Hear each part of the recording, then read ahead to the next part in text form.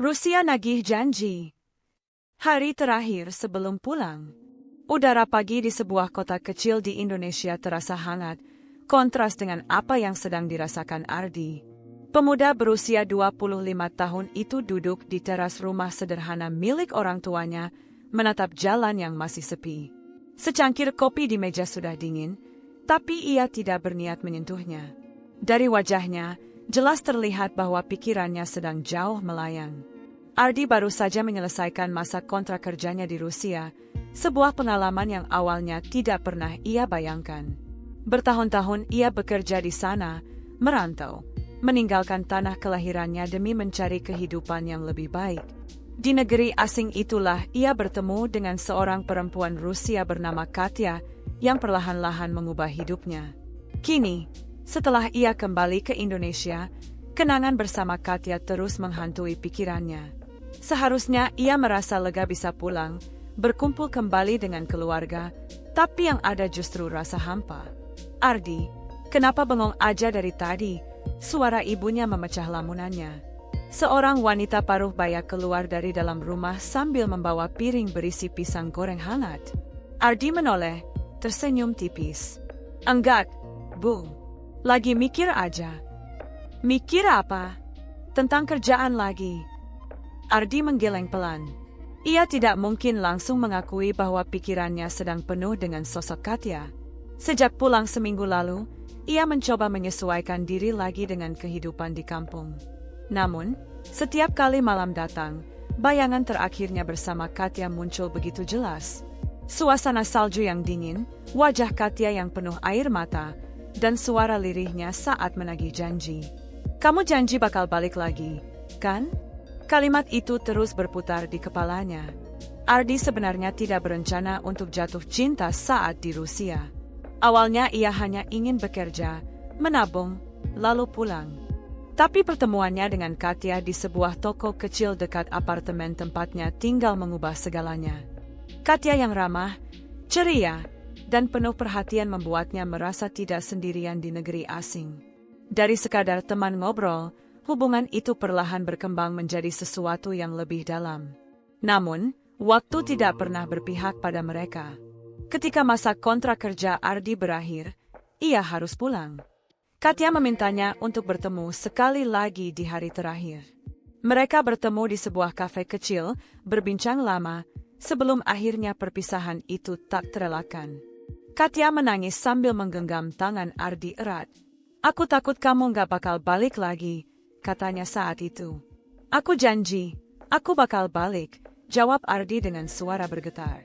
Janji itu keluar begitu saja dari mulutnya, lebih sebagai usaha menenangkan Katya daripada sebuah kepastian. Tapi kini, setelah ia kembali ke Indonesia, janji itu terasa berat. Pagi itu, setelah sarapan, Ardi pergi berjalan kaki menyusuri jalan desa. Banyak tetangga yang menyapanya, senang karena ia sudah pulang. Ada yang bilang ia makin dewasa, ada yang menanyakan kabar pekerjaannya di Rusia. Ardi menjawab seadanya, tersenyum sopan, tapi hatinya terasa kosong.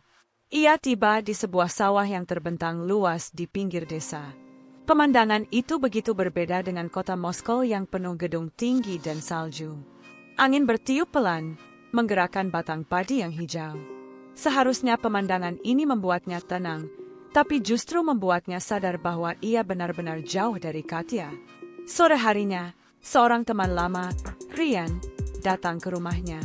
Bro, lama banget gak ketemu. Gimana hidup di Rusia?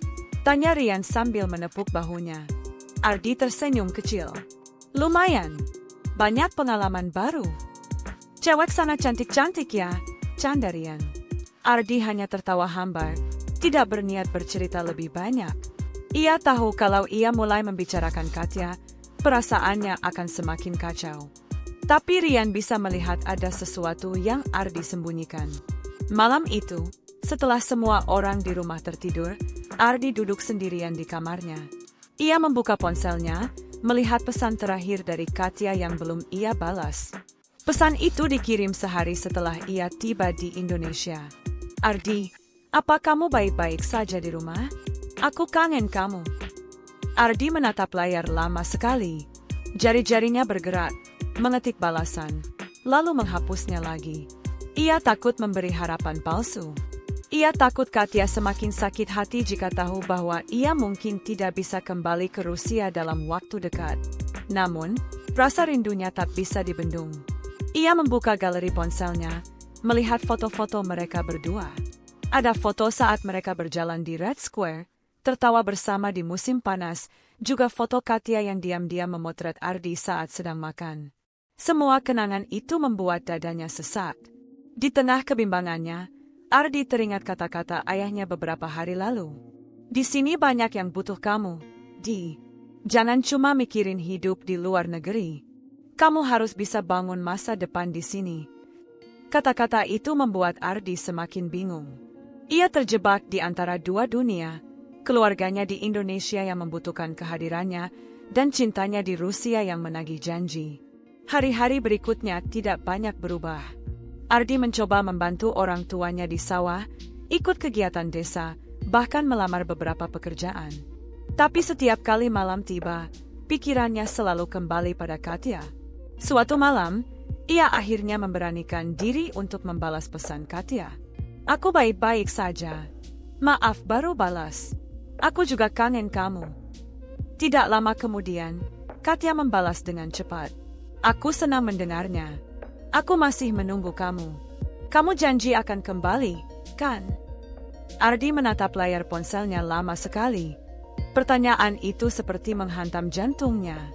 Ia ingin menjawabnya, tapi kenyataan di sekitarnya membuat ia ragu. Ia tahu perjalanan untuk kembali tidak mudah, butuh biaya besar, keberanian, dan restu keluarga. Namun, Ardi juga sadar bahwa janji itu sudah terucap, dan Katya berpegang kuat pada kata-katanya. Malam itu ia terbaring gelisah, matanya terbuka lebar menatap langit-langit kamar. Dalam hati, ia berbisik pelan, seolah berbicara pada dirinya sendiri. Aku harus apa sekarang? Pertanyaan itu belum terjawab. Tapi yang pasti, janji itu sudah menjadi bagian dari hidupnya. Bab pertama ini menutup dengan perasaan ganda di hati Ardi, kebahagiaan bisa pulang ke Indonesia, dan kesedihan karena meninggalkan cinta yang jauh di Rusia. Hidupnya seperti baru saja memasuki babak baru, di mana pilihan-pilihan sulit akan menantinya. Sejak membalas pesan Katya malam itu, hari-hari Ardi terasa berbeda. Ponselnya kini selalu ia letakkan di dekatnya, entah di kantong, meja, atau bahkan di bantal saat ia tidur. Setiap getaran notifikasi membuat jantungnya berdebar. Ia seperti kembali ke masa-masa awal mereka dekat dulu, hanya saja kali ini jarak yang memisahkan mereka begitu jauh. Pagi itu, ketika ia baru saja selesai membantu ayahnya memberi makan ayam di belakang rumah, ponselnya bergetar. Katya mengirim pesan singkat. Selamat pagi, Ardi. Apa kamu sudah sarapan? Ardi tersenyum tipis, mengetik balasan. Sudah. Kamu gimana? Di sana lagi dingin ya? Balasan Katya datang cepat. Iya, salju masih turun. Aku kangen kita jalan bareng di kota. Rasanya sepi tanpa kamu. Ardi menatap layar lama. Kata-kata Katya membuat dadanya hangat sekaligus sakit. Ia tahu betul gadis itu benar-benar menunggu dirinya. Hari-hari mereka pun mulai diisi dengan percakapan lewat pesan. Kadang mereka melakukan panggilan video, meski sinyal di rumah Ardi tidak selalu bagus. Katya sering tersenyum lebar setiap kali melihat wajah Ardi di layar, meskipun gambar pecah-pecah. Ardi, kamu kelihatan lebih kurus, kata Katya suatu malam lewat video call. Ya, mungkin karena banyak pikiran, jawab Ardi sambil tertawa kecil. Apa kamu mikirin aku? Ardi terdiam sejenak sebelum akhirnya mengangguk. Iya, aku mikirin kamu terus. Meskipun percakapan mereka terlihat sederhana, Ardi tahu ada sesuatu yang berubah. Katya mulai sering menyinggung soal janji. Kadang dengan nada bercanda, kadang dengan suara serius. Aku masih ingat kamu bilang bakal balik. Jangan lupa ya, ucap Katya di salah satu panggilan. Iya, aku ingat, jawab Ardi pelan. Setiap kali kata-kata itu muncul, hati Ardi semakin kacau. Ia ingin sekali kembali, Tapi kenyataan di Indonesia tidak mendukung. Sejak pulang, ia belum mendapat pekerjaan tetap. Tabungan yang ia bawa pun sebagian besar sudah digunakan untuk membantu keluarganya membayar utang dan memperbaiki rumah. Suatu sore, ia duduk bersama ayahnya di teras. Angin berhembus, membawa suara jangkrik dari sawah. Ayahnya menyalakan rokok kretek, lalu berkata, "Di, kamu nggak usah terlalu mikirin balik ke luar negeri dulu. Di sini juga banyak kerjaan. Kamu bisa bantu aku di sawah, atau cari kerja di kota." Ardi hanya mengangguk pelan. Ia tidak berani mengatakan bahwa hatinya masih tertinggal di Rusia. Ia tahu ayahnya mengharapkan ia menetap di Indonesia, membangun kehidupan di kampung, mungkin menikah dengan gadis setempat. Namun, malam itu ketika ia kembali berbicara dengan Katya, suara gadis itu terdengar berbeda. Lebih berat, lebih serius. "Ardi, aku capek kalau harus menunggu tanpa kepastian. Kamu bilang kamu janji balik. Kapan?" Ardi terdiam, menelan ludah. Pertanyaan itu menusuk hatinya. "Katya, aku butuh waktu. Di sini aku juga punya tanggung jawab. Tapi aku juga punya perasaan." Suara Katya bergetar. "Aku menunggu kamu setiap hari. Kalau kamu nggak bisa, bilang dari sekarang. Jangan biarkan aku berharap." Ardi tertegun. Ia mendengar suara tangisan pelan dari seberang layar. Itu pertama kalinya Katya menekan janji itu dengan nada begitu serius. Malam itu, setelah panggilan berakhir, Ardi tidak bisa tidur. Ia bolak-balik di kasur, matanya menatap langit-langit kamar. Pikirannya dipenuhi pertanyaan. Apakah ia benar-benar bisa kembali? Atau seharusnya ia jujur saja bahwa mungkin janji itu tidak bisa ia tepati? Hari-hari berikutnya, konflik itu semakin jelas. Katya mulai menanyakan rencana Ardi lebih sering. "Kamu udah nabung buat tiket balik? Kamu kira-kira kapan bisa datang lagi? Aku takut kamu akan melupakan aku." Setiap kali pertanyaan itu muncul, Ardi hanya bisa memberi jawaban samar. "Aku berusaha. Doain aja." Di sisi lain, keluarganya juga mulai menekan. Ibunya sering membicarakan soal pernikahan dengan anak tetangga yang katanya baik dan cocok. "Ardi, kamu udah cukup umur. Jangan lama-lama. Di sini juga ada yang sayang sama kamu," kata ibunya suatu malam. Ardi hanya menghela napas. Ia tidak berani membantah keras, tapi dalam hatinya ia ingin berteriak bahwa hatinya sudah ada di Rusia. Kebimbangan itu membuat Ardi semakin tertutup. Ia jarang keluar rumah, lebih banyak menghabiskan waktu dengan ponselnya. Kadang ia tertawa kecil saat membaca pesan Katya, tapi lebih sering ia termenung lama setelah panggilan berakhir. Suatu malam, ketika listrik di desa mati karena hujan deras, Ardi duduk di teras dengan lampu minyak. Ponselnya sudah kehabisan baterai, dan ia merasa terputus dari Katya. Saat itulah ia menyadari betapa besar pengaruh gadis itu dalam hidupnya. Ia memandang gelap di depan rumah, lalu bergumam pelan, "Aku janji sama dia.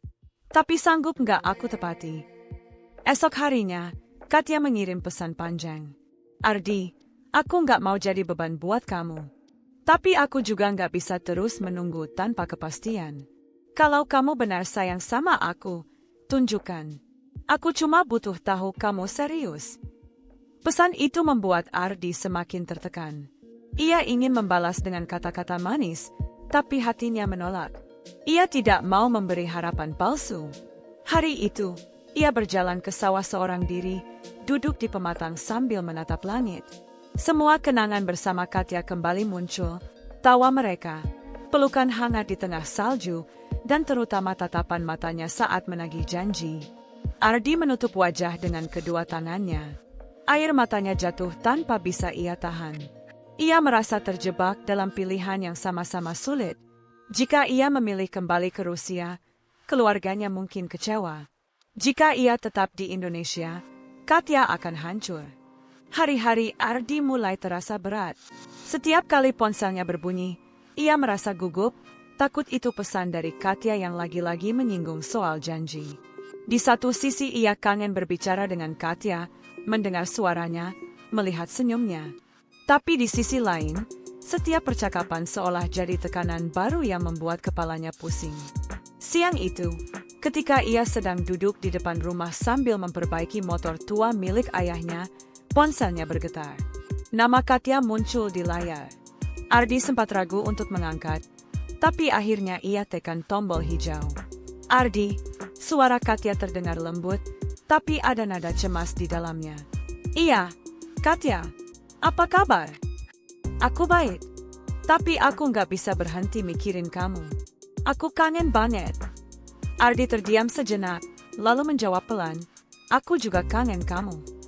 Percakapan mereka berlanjut. Katya bercerita tentang kehidupannya di Rusia, pekerjaannya di toko buku, jalanan yang penuh salju, dan rasa sepi yang selalu datang ketika ia pulang ke apartemen sendirian. Ardi mendengarkan, mencoba memberi respon, tapi pikirannya melayang. Ardi, suara Katya berubah serius, kamu janji mau balik. Aku butuh kepastian. Kamu kira-kira kapan bisa datang lagi? Pertanyaan itu membuat Ardi langsung terdiam. Ia menatap motor di depannya, mencoba mengalihkan pandangan. Katya, aku belum tahu. Banyak hal yang harus aku pikirin di sini. Tapi kamu janji, Ardi, suara Katya mulai meninggi. Aku menunggu kamu karena kamu janji. Jangan bilang itu cuma kata-kata buat bikin aku tenang. Ardi menghela napas panjang. Aku nggak pernah mau bikin kamu kecewa. Tapi keadaannya susah. Katya, aku baru balik. Aku harus bantu keluarga. Aku nggak bisa sembarangan pergi lagi. Ada keheningan singkat di seberang. Lalu suara Katya terdengar pelan, tapi penuh luka. Jadi aku ini cuma pilihan kedua buat kamu? Kalau ada waktu dan uang, baru kamu ingat aku. Ardi terdiam. Kata-kata itu terasa menohok. Bukan begitu. Tapi aku merasa begitu, Ardi. Potong Katya dengan nada bergetar. Aku sendirian di sini. Kamu jauh. Aku butuh tahu kamu benar-benar serius. Kalau enggak, aku capek. Ardi menggenggam ponselnya erat-erat. Ia ingin berkata bahwa ia benar serius, bahwa ia mencintai Katya. Tapi ia juga tahu realitas yang dihadapinya tidak semudah itu. Percakapan itu berakhir tanpa salam hangat. Katya menutup panggilan lebih dulu, meninggalkan Ardi dengan rasa bersalah. Ia duduk diam, menatap tanah, lalu menutup wajah dengan kedua tangannya. Malam itu, Ardi gelisah. Ia bolak-balik di kamar, mencoba menulis pesan untuk Katya, lalu menghapusnya lagi. Semua kata terasa salah. Ia takut salah bicara, takut melukai Katya lebih dalam. Keesokan harinya, Katya tidak menghubunginya. Sehari penuh tanpa kabar membuat Ardi semakin resah. Ia mencoba mengirim pesan, "Apa kamu baik-baik saja?" Tapi pesan itu hanya centang dua tanpa balasan. Hari kedua juga sama. Katya tidak muncul. Ardi mulai panik. Ia berpikir macam-macam, jangan-jangan Katya marah besar, atau bahkan memutuskan untuk menyerah pada hubungan mereka. Pada malam ketiga, akhirnya Katya membalas. Pesannya pendek, "Aku butuh waktu." Hati Ardi langsung hancur membaca pesan itu. Ia tahu Katya benar-benar terluka. Hari-hari setelah itu jadi lebih berat. Katya tidak seintens dulu dalam menghubunginya. Kadang ia membalas singkat, kadang tidak sama sekali. Ardi merasa hubungan mereka perlahan menjauh, meski ia berusaha keras untuk tetap menjaga komunikasi. Suatu malam, Ardi memberanikan diri untuk melakukan panggilan video. Butuh waktu lama sampai Katya mengangkat. Wajahnya terlihat lelah, matanya sembab seolah habis menangis. "Katya, aku minta maaf. Aku nggak mau bikin kamu sakit hati." Katya menatapnya lama, lalu berkata pelan, "Aku cuma butuh kepastian, Ardi. Kamu nggak tahu rasanya menunggu tanpa tahu kapan kamu akan kembali. Aku selalu bertanya-tanya, apakah kamu sungguh-sungguh atau cuma kasih janji kosong?" Ardi menggeleng cepat. "Bukan janji kosong. Aku serius sama kamu. Kalau serius, buktikan. Jangan cuma kata-kata." Ucapan itu membuat Ardi terdiam lagi. Ia ingin sekali bilang akan segera kembali, Tapi ia tidak bisa berbohong. Panggilan itu berakhir dengan Katya menangis pelan, sementara Ardi hanya bisa menatap layar ponselnya yang gelap. Hari demi hari, konflik kecil mulai sering muncul. Kadang Katya kesal ketika Ardi tidak langsung membalas pesan. Kadang Ardi kesal karena merasa dituntut terus-menerus. Tapi setiap kali mereka bertengkar, ujungnya tetap sama. Keduanya saling menangis, lalu berbaikan, hanya untuk mengulang siklus yang sama lagi. Ardi tahu hubungan jarak jauh memang sulit, apalagi dengan jarak sejauh Indonesia dan Rusia. Tapi ia tidak menyangka bahwa tekanan janji itu akan membuat segalanya semakin rumit. Di tengah kekacauan itu, keluarganya justru semakin sering mendorongnya untuk menetap di Indonesia. Suatu malam, ibunya berkata, "Di, ada anaknya Bu Siti yang baru pulang kuliah. Orangnya baik, cantik, pintar juga. Kalau kamu mau, ibu bisa kenalin." Ardi hanya bisa terdiam, tidak berani menjawab.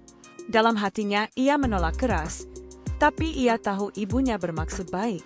Semakin hari, Ardi merasa dirinya terjebak di persimpangan. Di satu sisi, ada Katya yang terus menagih janji dengan air mata. Di sisi lain, ada keluarganya yang punya harapan berbeda untuk masa depannya. Sejak pesan Katya terakhir kali yang menuntut kepastian, pikiran Ardi semakin tidak tenang. Ia sadar Katya tidak main-main. Gadis itu benar-benar menunggu bukti, bukan lagi sekadar kata manis. Pagi itu, ketika Ardi sedang duduk di dapur bersama ibunya, ia memberanikan diri membuka topik yang selama ini ia tahan. "Bu, kalau aku mau balik kerja ke luar negeri, kira-kira gimana?" tanyanya hati-hati. Ibunya langsung menoleh, terkejut. "Kenapa ngomong begitu lagi? Baru juga pulang. Kamu pikir gampang cari uang buat tiket? Belum lagi biaya hidup di sana. Lagian, kamu di sini juga bisa kerja." Ardi menunduk, tidak berani menatap mata ibunya. "Aku cuma mikir aja, Bu. Di sana kan aku sudah ada pengalaman. Tapi di sini kamu punya keluarga. Kamu juga harus pikirin masa depan di kampung ini. Jangan terus-terusan kepikiran luar negeri." Percakapan itu berhenti sampai di situ. Ardi tidak berani melanjutkan, tapi hatinya semakin resah. Sore harinya, ia pergi ke warung internet di kota kecil dekat desanya. Ia membuka laptop, mencari informasi tentang lowongan kerja ke luar negeri. Matanya berbinar ketika melihat beberapa situs yang menawarkan program kerja ke Eropa. Tapi begitu melihat biaya yang harus dikeluarkan, semangatnya runtuh. Puluhan juta rupiah, jauh dari jangkauan tabungannya sekarang. Ia menutup laptop dengan kasar, merasa frustasi. "Aku nggak punya jalan," gumamnya pelan. Malam itu, Katya menghubunginya lewat video call. Wajahnya terlihat cerah, tapi senyumnya tidak selebar biasanya. "Ardi, aku tadi mimpi kita jalan bareng di Moskow lagi. Rasanya nyata banget. Aku bangun, terus aku nangis karena sadar kamu nggak di sini." Ardi tersenyum kecil, meski hatinya perih. "Aku juga kangen kamu, Katya. Kalau kamu kangen, buktikan. Aku nggak minta banyak. Aku cuma mau lihat kamu berusaha untuk kembali. Aku nggak butuh kata-kata lagi, Ardi." Ardi terdiam. Kata-kata itu seperti pisau yang menusuk. Ia tahu Katya benar, tapi ia juga tidak tahu harus bagaimana. "Katya, aku berusaha. Aku cari jalan," katanya akhirnya. Katya menatapnya lama, matanya berkaca-kaca. "Aku percaya sama kamu. Tapi jangan bikin aku menunggu terlalu lama." Setelah panggilan berakhir, Ardi duduk lama di kamar. Ia merasa seperti orang yang sedang berlari di jalan buntu. Katya menunggu di ujung sana, tapi ia tidak punya jalan untuk mencapainya. Beberapa hari kemudian, Ardi mencoba mencari pekerjaan di kota. Ia melamar ke sebuah pabrik, berharap bisa segera punya penghasilan. Saat wawancara, petugas menanyakan pengalaman kerjanya di Rusia. Ardi menjawab dengan jujur, berharap itu jadi nilai tambah. Tapi sebaliknya, petugas hanya mengangguk dingin dan berkata, "Kami cari yang bisa langsung kerja keras di lapangan. Pengalaman luar negeri nggak terlalu relevan." Ardi keluar dari ruangan itu dengan langkah berat. Rasanya semua usahanya sia-sia. Malamnya, Katya kembali menghubunginya. Kali ini nada suaranya lebih tegas. Ardi, aku nggak mau kita terus-terusan begini. Aku butuh kepastian. Kalau kamu nggak bisa balik, bilang sekarang. Aku nggak mau terjebak dalam hubungan yang nggak jelas. Ardi menelan ludah. Aku bisa. Aku cuma butuh waktu. Berapa lama? Setahun? 2 tahun? Apa aku harus menua sambil menunggu janji yang mungkin gak pernah terjadi? Pertanyaan itu membuat Ardi hancur. Ia tahu Katya lelah. Gadis itu benar-benar mencintainya, tapi juga manusia biasa yang punya batas sabar. Setelah panggilan itu, Ardi tidak bisa tidur. Ia keluar rumah, duduk di teras sambil menatap gelap. Angin malam berhembus dingin, membuat tubuhnya menggigil. Dalam hati, ia merasa bersalah. Ia ingin menepati janji, tapi kenyataan hidup seolah terus menutup jalannya. Keesokan harinya, ia pergi menemui temannya, Rian. Mereka duduk di sebuah warung kopi sederhana. Rian, aku pengen balik ke Rusia, tapi aku nggak punya jalan. Rian menatapnya heran. Balik? Buat apa? Kan kamu udah di sini, bisa cari kerja, bisa bangun masa depan. Ngapain jauh-jauh? Ada seseorang yang nunggu aku di sana. Rian terdiam sejenak, lalu menghela napas. Cewek ya? Bro, jujur aja, hubungan jarak jauh itu berat. Kamu yakin dia bakal terus nunggu? Ardi menatap gelas kopinya, suaranya lirih. Dia udah nangis berkali-kali minta aku balik. Aku janji sama dia. Aku nggak mau jadi laki-laki yang ingkar janji. Rian hanya bisa menggeleng. Kalau gitu, kamu harus siapin segalanya. Jangan cuma ngomong. Ucapan itu terus terngiang di kepala Ardi. Ia sadar bahwa tanpa usaha nyata, semua kata-kata hanyalah angin. Malam itu, ia kembali berbicara dengan Katya. Kali ini ia berusaha lebih tegas. Katya, aku janji aku akan berusaha sekuat tenaga. Aku nggak tahu kapan, tapi aku nggak akan berhenti sampai aku bisa kembali ke kamu. Katya menatapnya lewat layar, air mata mengalir di pipinya. Aku ingin percaya. Aku cuma takut aku kehilangan kamu. Kamu nggak akan kehilangan aku. Kamu sabar ya. Hari-hari Ardi semakin berat. Ia berusaha menyibukkan diri dengan membantu ayahnya di sawah, tapi pikirannya tidak pernah benar-benar tenang. Setiap kali ponselnya bergetar, jantungnya langsung berdegup kencang. Ia tahu, itu pasti dari Katya. Suatu malam, ketika ia baru selesai mandi, ponselnya berdering. Wajah Katya muncul di layar. Ardi segera menjawab, meski tubuhnya masih basah. Ardi, suara Katya terdengar parau. Wajahnya terlihat letih, matanya sembab. Aku capek. Ardi panik. Kenapa? Kamu sakit? Katya menggeleng pelan. Bukan itu. Aku capek nunggu. Aku capek berharap. Ardi terdiam. Kata-kata Katya langsung menusuk hatinya. Katya, tolong, jangan ngomong gitu. Aku serius cari jalan. Aku nggak main-main. Katya mengusap matanya yang basah. Kamu selalu bilang begitu. Tapi dari dulu nggak ada yang berubah. Aku tetap sendiri di sini. Kamu tetap jauh. Aku butuh kepastian. Ardi, aku bukan boneka yang bisa kamu simpan di rak sampai kamu sempat. Suasana hening. Ardi merasa sesat. Ia ingin menjelaskan, tapi tidak tahu harus mulai dari mana. Katya, dengar aku. Aku memang belum punya uang, belum punya jalan. Tapi aku nggak pernah berhenti mikirin kamu. Tiap hari aku cari cara. Aku kerja di sawah, aku coba lamar kerja di kota. Aku bahkan cari info buat balik ke sana. Tapi semuanya butuh biaya besar. Aku nggak mau bohong sama kamu. Katya menunduk, air matanya jatuh lagi. Aku tahu kamu berusaha. Tapi aku manusia, Ardi. Aku butuh kepastian nyata, bukan janji kosong. Kamu nggak bisa terus minta aku menunggu tanpa batas.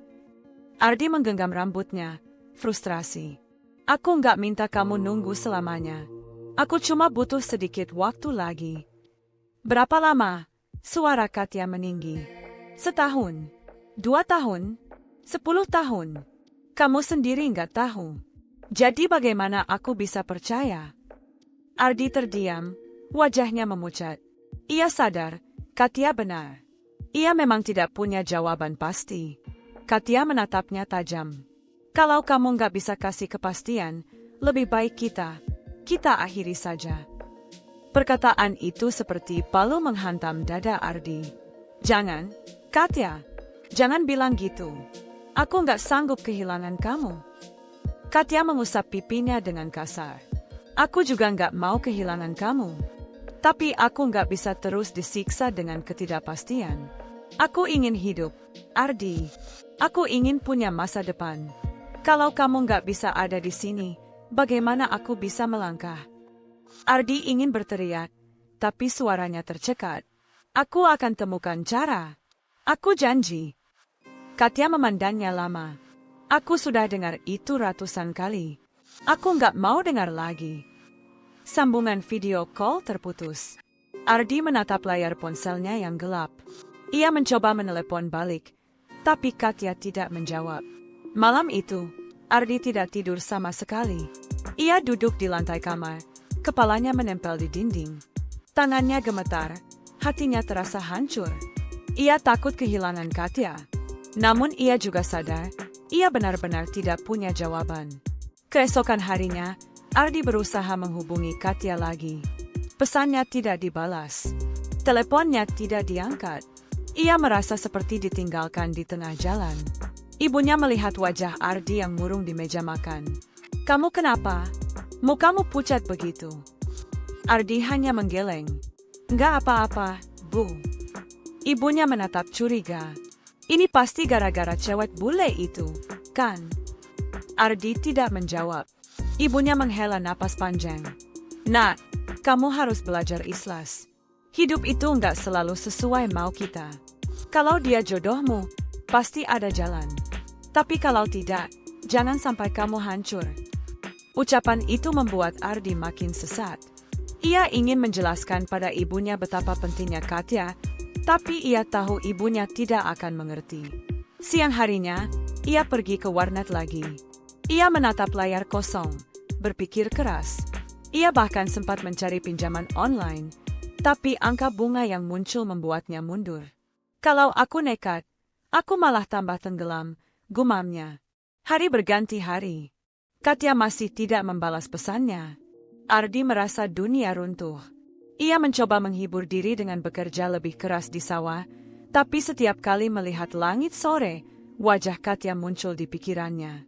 Sampai suatu malam, akhirnya Katya mengirim pesan singkat. Aku butuh waktu. Hanya 3 kata. Tapi cukup untuk membuat Ardi menangis. Ia merasa lega karena Katya belum benar-benar pergi, tapi sekaligus takut karena kata-kata itu bisa berarti apa saja. Ardi membalas cepat. Aku akan tunggu.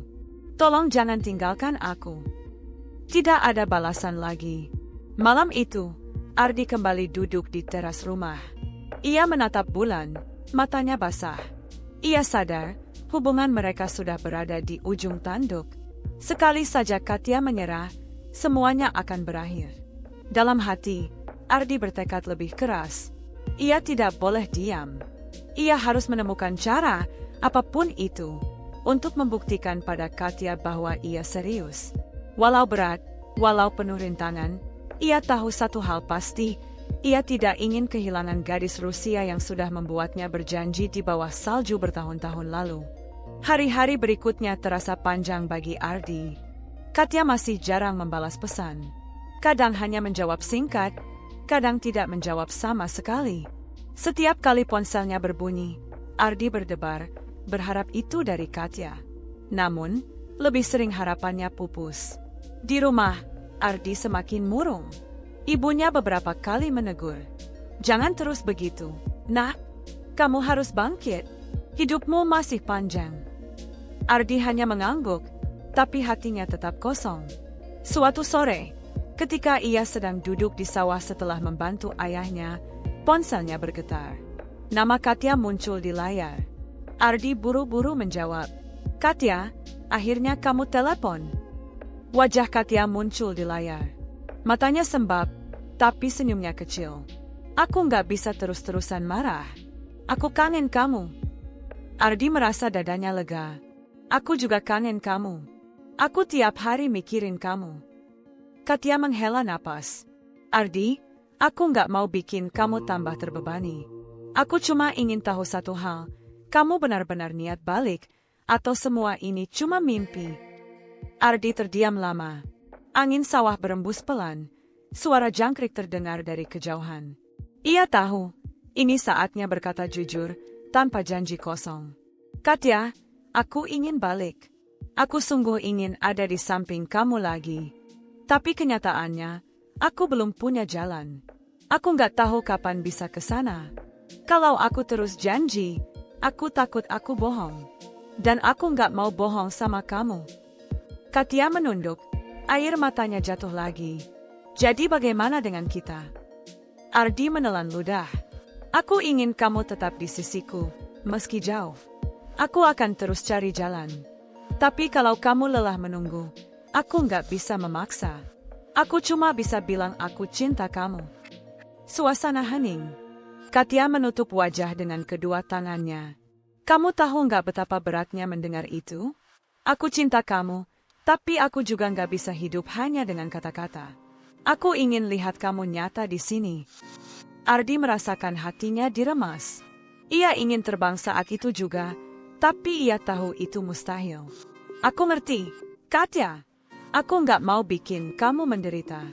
Kalau kamu mau pergi, aku rela. Tapi cintaku nggak akan berubah. Katya menatap layar lagi, matanya merah. Aku nggak mau pergi. Aku cuma butuh kamu tunjukkan sedikit usaha. Apapun, bukan cuma janji. Ardi mengangguk cepat. Aku janji. Mulai besok, aku akan cari kerja apa saja, kumpulin uang. Aku akan buktikan, meski butuh waktu lama. Katya terisak, tapi kali ini sambil tersenyum kecil. Itu yang aku mau dengar. Aku nggak butuh kamu jadi kaya, aku cuma butuh lihat kamu berusaha untuk kita.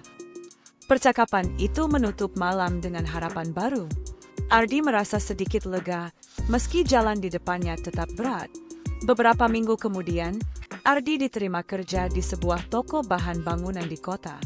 Gajinya tidak besar, tapi cukup untuk mulai menabung. Setiap kali menerima uang, ia sisihkan sedikit, dimasukkan ke kaleng bekas biskuit di kamarnya. Ia menulis di atasnya, "Untuk Katya." Ibunya sempat bertanya, "Ardi, uang itu buat apa disimpan terus?" Ardi tersenyum tipis. "Buat masa depan, Bu." Ibunya hanya mengangguk, meski hatinya masih ragu. Hari-hari Ardi mulai terisi. Pagi ia berangkat kerja ke kota, sore kembali membantu ayahnya di sawah. Badannya lelah, tapi pikirannya lebih tenang. Katya pun mulai sering tersenyum lagi saat mereka video call. "Ardi, aku senang lihat kamu kerja keras. Aku bisa lihat keseriusanmu," kata Katya suatu malam. "Itu semua buat kita. Aku nggak mau bikin kamu ragu lagi," jawab Ardi mantap. Waktu berjalan, tabungan Ardi perlahan bertambah. Meski masih jauh dari cukup untuk tiket dan biaya hidup di Rusia, ia merasa lebih optimis. Setiap kali melihat kaleng tabungan itu, semangatnya bangkit lagi. Namun, hidup tidak selalu mulus. Suatu hari, ibunya sakit keras. Ardi terpaksa mengambil sebagian tabungannya untuk biaya berobat. Hatinya hancur ketika membuka kaleng dan melihat uangnya berkurang. Tapi ia tahu, keluarganya tetap tanggung jawab utama. Malam itu, ia bercerita pada Katya, "Tabunganku berkurang banyak. Ibuku sakit, aku harus pakai uangnya." Katya terdiam sejenak, lalu tersenyum lembut. "Ardi, kamu lakukan yang benar. Keluargamu prioritas. Aku nggak apa-apa. Aku malah bangga sama kamu." Ardi menunduk, air matanya jatuh. "Aku takut kamu kecewa." "Tidak," jawab Katya pelan. "Aku justru makin cinta sama kamu." Ucapan itu membuat hati Ardi hangat. Ia sadar, Katya bukan sekadar menagih janji. Gadis itu benar-benar ingin bersama, meski jalannya sulit. Bulan demi bulan berlalu. Hubungan mereka tetap penuh tantangan, kadang ada pertengkaran kecil karena jarak, tapi keduanya selalu berusaha memperbaiki. Ardi terus bekerja keras, meski jalannya lambat. Katya pun tetap setia menunggu, meski hatinya kadang goyah. Suatu malam, hampir setahun sejak percakapan paling berat mereka, Katya berkata, "Ardi, aku ada kabar. Perusahaan tempatku kerja buka cabang di Asia. Ada kemungkinan aku dipindah ke Indonesia." Ardi terkejut. "Serius?" Katya mengangguk sambil tersenyum. "Kalau itu terjadi, aku yang akan datang ke kamu." Ardi tidak bisa menahan air matanya. Ia merasa seperti diberi hadiah besar setelah semua penderitaan. "Katya, kalau itu terjadi, aku janji akan jaga kamu di sini. Kamu gak akan sendirian lagi." Mereka berdua saling terdiam, hanya menatap layar masing-masing sambil tersenyum dan menangis. Malam itu, Ardi menatap kaleng tabungannya yang kini setengah penuh. Ia tersenyum kecil. "Entah aku yang ke Rusia, atau kamu yang ke sini, yang penting kita akan bertemu lagi. Janji ini gak akan mati." Dan untuk pertama kalinya setelah sekian lama, Ardi tidur dengan hati yang lebih tenang. Ia tahu perjalanan cintanya masih panjang, penuh rintangan. Tapi kini ia yakin, cinta yang berusaha, meski jauh dan berat, punya cara sendiri untuk bertahan. Tamat.